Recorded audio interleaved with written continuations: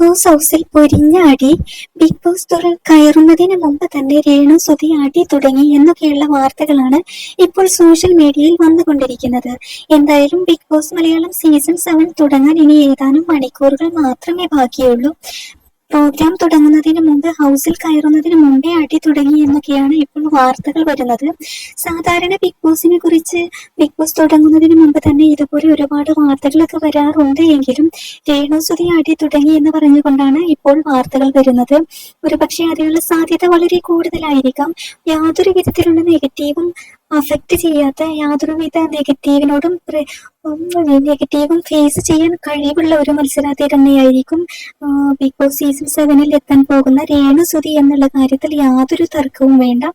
ഇത്തവണത്തെ big Boss Malayalam season 7 ഏറ്റവും കൂടുതൽ കണ്ടന്റ് മേക്ക് ചെയ്യാൻ സാധിക്കുന്ന ഒരു മത്സരാർത്ഥി കൂടിയായിരിക്കും രേണു സുധി എന്നുള്ളതാണ്. എന്തായാലും ഇന്ന് വൈകിട്ട് 7 മണിക്കായിരിക്കും Bigg Boss Malayalam season 7 grand launch ആരംഭിക്കുന്നത്. വരും അപ്ഡേറ്റുകൾക്കായി കാത്തിരിക്കാം.